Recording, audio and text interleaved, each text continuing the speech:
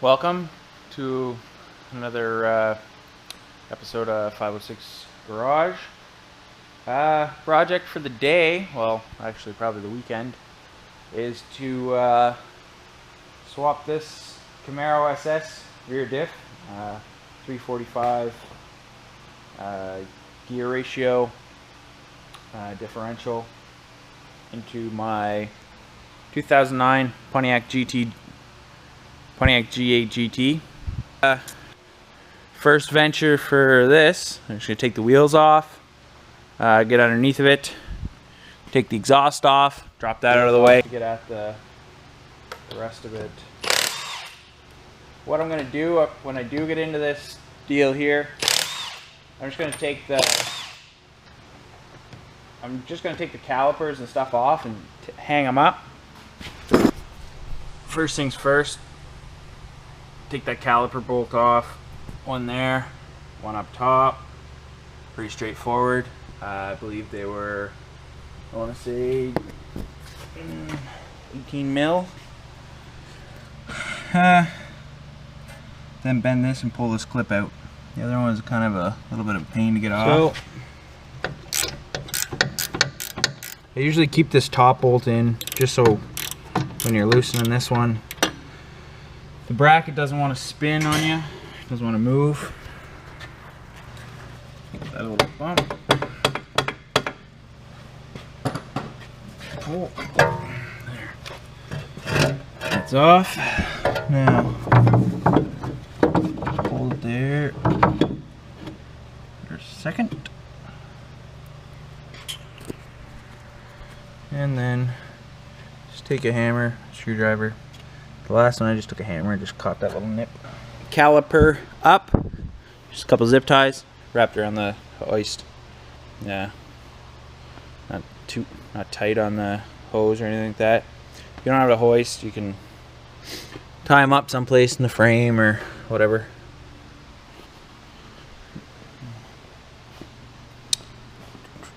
So next step, lift the car up.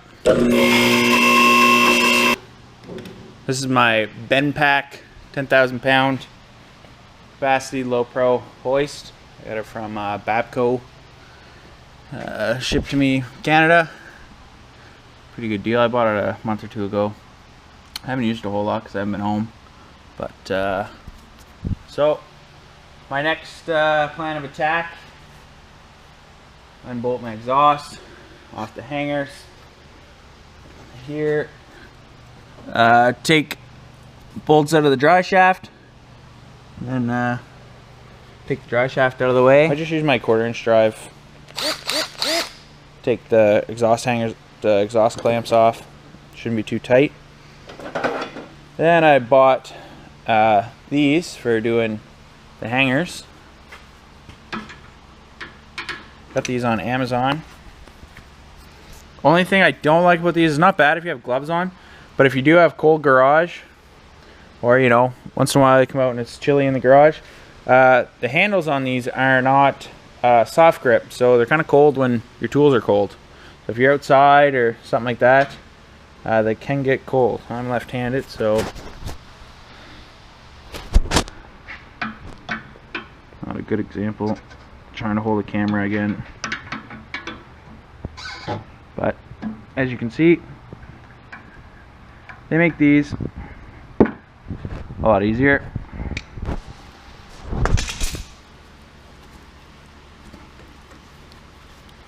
And that's off.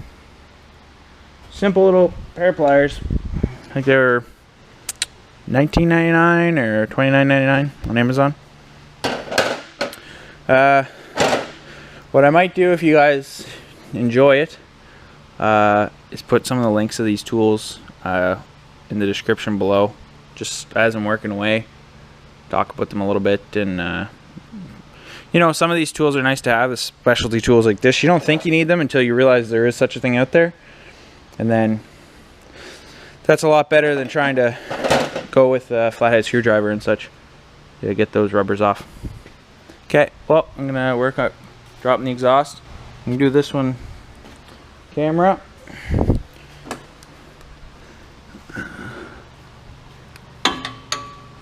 So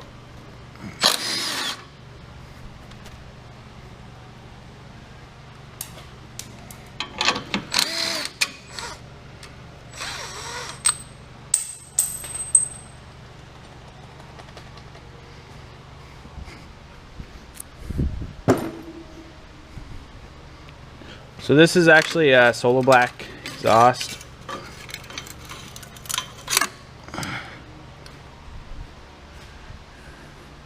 It's nice, it's all band clamps together. All the pieces go up over top.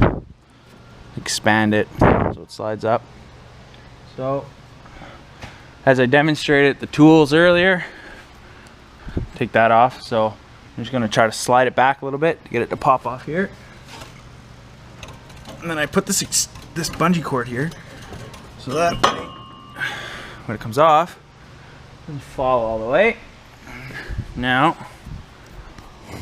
I'm going to see if I can slide it out of the mounts up here.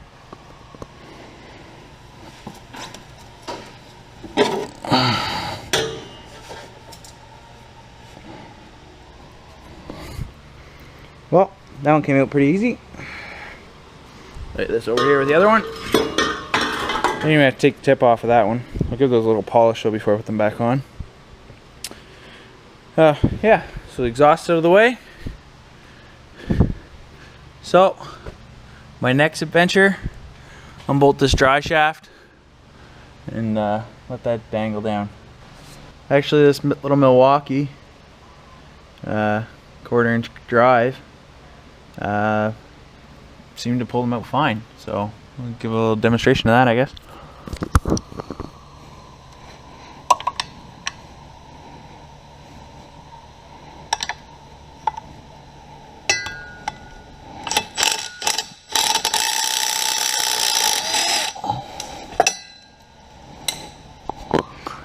No problem taking those out. So once I get these ones out here, those three, I'll take the other three out, and because I don't believe if I just take the first three out I can actually pull the Driveshaft out of the way. So I'll have to take all 6 out and get that spacer out of there as well, rubber spacer. So that's my next task. I just figured I'd give you a little demo. Works pretty good for the size of it. Nice little, you know, you can get it in a lot of places where the big one can't. And sometimes you don't need it. Like, I'm quite impressed with it. I've come to the conclusion that I know where not to start. Definitely don't take the brakes off first. Because you'll notice, which I've never done this before, up top there's now a Driveshaft bolt, which is a very big pain to try to get off with it up top. So what I'm gonna do, and obviously if you take the brakes off first, you can't start the car because you don't want the pistons, you don't want to put your foot on the brake to put it in gear and pop it out. So what I'm gonna do, climb up, start the car, let the Driveshaft roll until that is on the bottom, and then put the car back in park, and then take that bolt out because it's more of a pain. I tried to get a wrench up there, it's not really working so well for me, so that's my plan. After doing some more research last night when I went in the house, I came to the conclusion that these rear calipers from the G8 rear subframe to the Camaro rear subframe don't match because the brakes are actually different. So to get the car back on the road, not that it really has to go back on the road because it's winter anyways, but to get it back off the hoist, I guess I'm just going to swap out just the diff, which is going to lead me to pull the axles. Now I'm going to have to pop the axles out on both sides, there and there. I've also found out that I'm going to need to take the whole Driveshaft off because this does not come out like I thought it did. Can't just take the back off like you can in old style because they're tight. I'm also going to mark across this just in case this is balanced. I'm assuming the counterweight on this and this match up, which also is going to make me have to unbolt the exhaust and drop the remainder of the midsection of the exhaust up to the long tubes, which shouldn't be too bad because the exhaust is actually new. I just put it in about 6 months ago. The car's only probably got about 5,000 kilometers on it after that. So you have to take these clips off. Not much to that.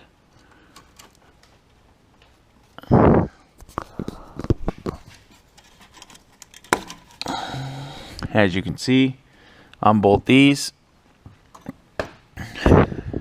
take them out of the hangers, drop that piece down, unbolt these 4 bolts to pull the exhaust down so I can get at these up here, and unbolt the drive shaft, which is also a center support bearing in the drive shaft. We'll get at that after I get the rest of this apart.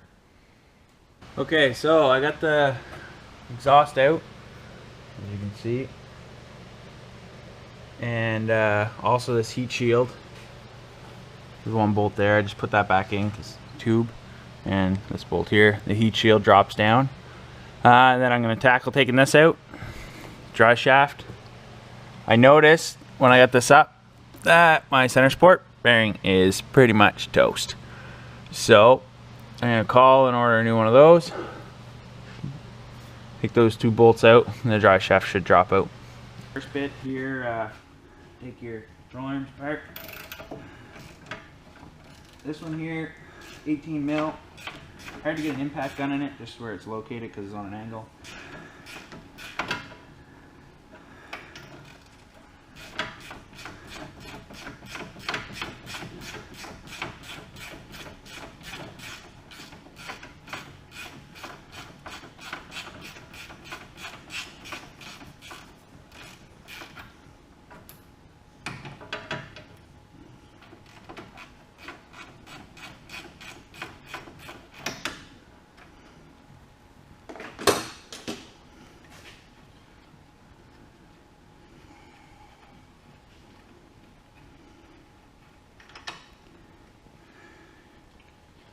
Also, when I put these back together, I'm going to do what GM didn't. I'm going to put this bolt back in the opposite way, because as you can see, when you go to pull it out, you're hitting against this. So if it come out this way, it'd be a lot easier to slide it out instead of trying to punch it into this and then jimmy it around to get it past. So that bolt's loose, this bolt's loose, and all I got left to do is loosen this one right here, which doesn't have a nut on it, it's just one side. Now I got all this loose.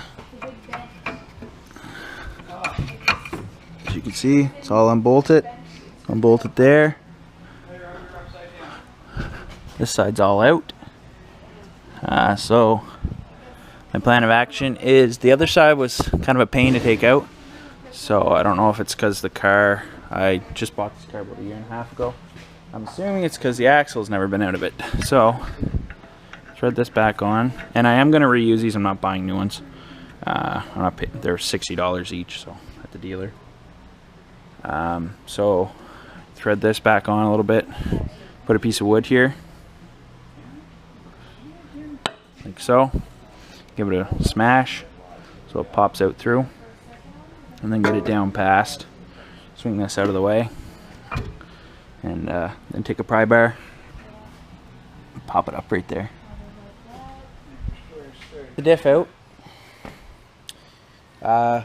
This axle here didn't actually want to come out through the splines. The car's got 140,000 miles on it.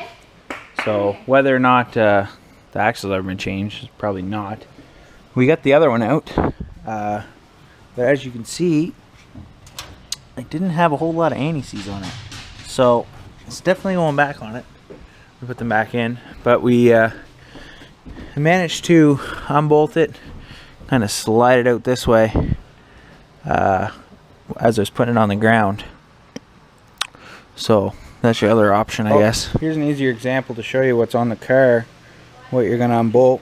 I'm going to tackle this a little differently. I'm just going to actually pull the gear hub off and slide it all out, and then I'll clean it all up later at a later date. And this cradle eventually is going to go in the car, but for the time being I'm just going to swap the diff So 18 mil there,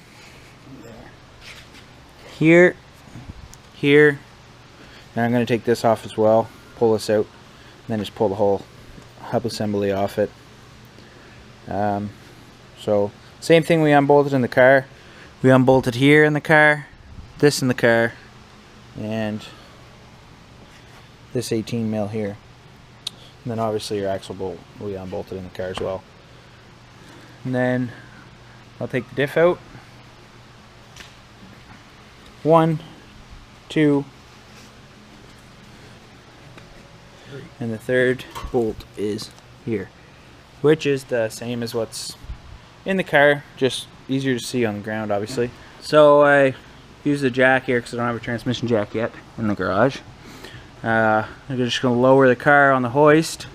The only tricky part to this, because I didn't take that axle out, is I'm going to have to pull back on that and try to slide this in, clip it into that side of the diff.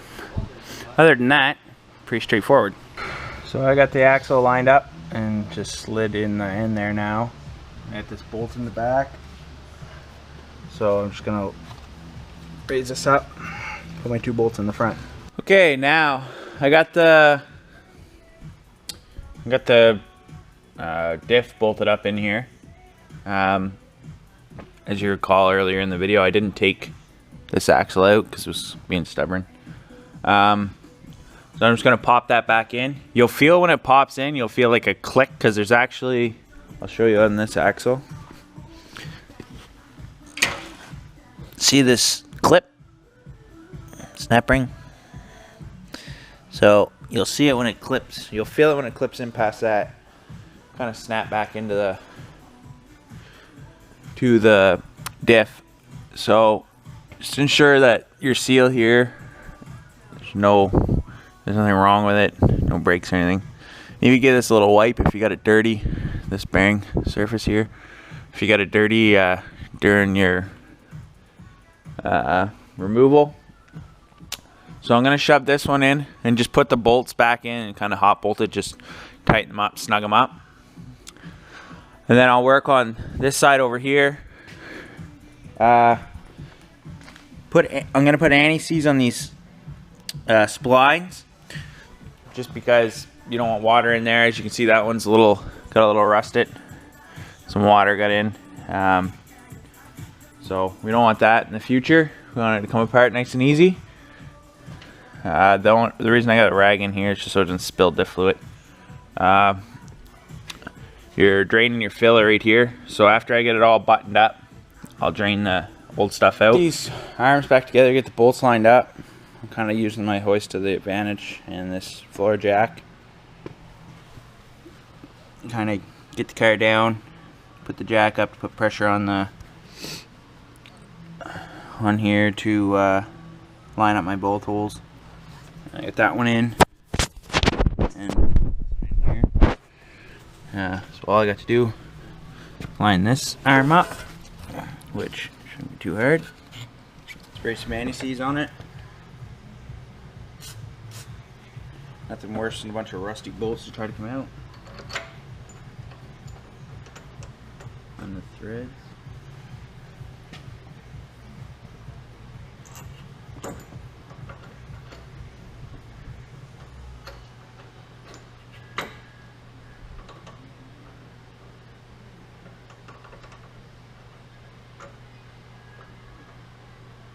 So now that I found the threads, this here, I guess you probably could have marked it all, try to get it back in the line for your toe and all that good stuff. I'm just going to pay to get an alignment done in the spring, as I didn't really mark everything. I guess I could have, but then again, you're still not necessarily going to be perfect, so I figured it was easier. Just take it apart, put it back together. Like, obviously be, somewhat diligent when you do your preloading and stuff like that. Make sure your arms are not way out of whack, but what I might do at the end is put the wheels on it, kind of give it a eyeball, just so I can drive to the alignment shop, not completely destroy my tires. But yeah, that's this side basically all back together. Just put the rotor on, snug this down. It's the impact gun. I'll torque it later, 200 foot-pounds, and then crush the collar in on the axle nut, and then duplicate to the other side. Put your wheel back on. Then in my other video, I'm gonna do, I don't know if I'll get at this evening, maybe tomorrow. I'm gonna do the Driveshaft support bearing. Show you how to do that, and then I'll install that, and then put the exhaust back on the car. Should be all good to go. For GM, the spec calls for, on these pieces here on your arms, call for 30 foot-pounds and then 120 degrees. So I would assume most of you are familiar with the torque wrench. So torque them to 30 foot-pounds, and then some of you have this. You can do it without it. You just kind of guesstimate, I guess. But with this here, what you do, you set your dial to 0, put it on your bolt, find a place for this to rest, wherever it may be.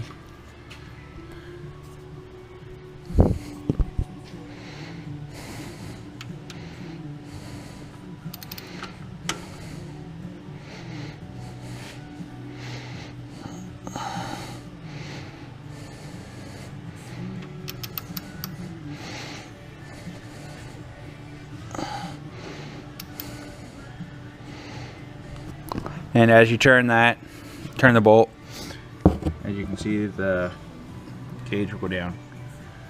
So right now I'm at 75. So that's what you do. Just torque those to spec. All the arms are the same.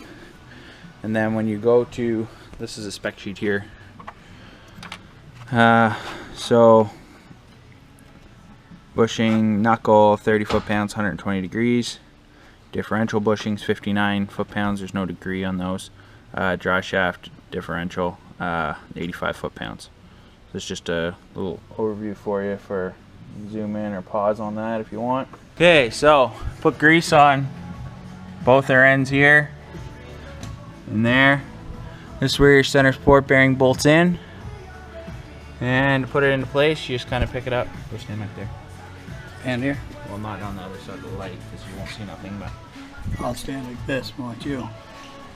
Okay, like this, innit? So, put the end on.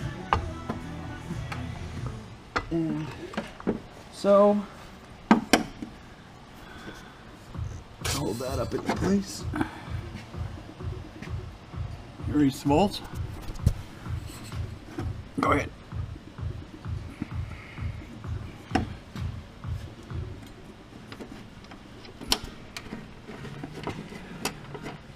Just put your bolts in, just to hold the Driveshaft up. There. You set that down. And then line her both up, those there, and as well on the back. Well, Driveshaft's back in. Torque, well, you unbolt it to 80 foot-pounds. There. Also, when I took it apart, I don't know if I said it in the video earlier, I did mark all this to make sure that it, lined up properly. Driveshafts are balanced. Want to wreck with that. So the only thing left I got to put on is the exhaust. Well, it's not too big of a deal. Bolt the exhaust back up. I'm going to drain this first. So drain, fill it until you kind of stick your finger in and it pours out. Then one last thing I do have to do after the car's on the ground is just torque my axle nuts to 200 foot-pounds. Other than that, she's a done deal. Unfortunately, I'm not going to get to test it out till the spring because there's snow on the road and I'm not taking this out with snow on the road. But thanks for watching. If you like, Subscribe to the channel. I got lots more coming up. A few different little things I want to do to vehicles. Also, I'll be going through and any of the tools I order, do a little review if I like them, if I didn't like them. Then hopefully lots more content. Let me know if there's anything you do like or don't like about the video. Where most of the time I'm making them myself, it is hard to actually wrench on something while you're holding the camera. Maybe something I need to do down the road is get a tripod or something like that. Once in a while I get someone to hold it, but not too often. Most of the time I'm out here by myself, tinkering around in the garage. But thanks for watching.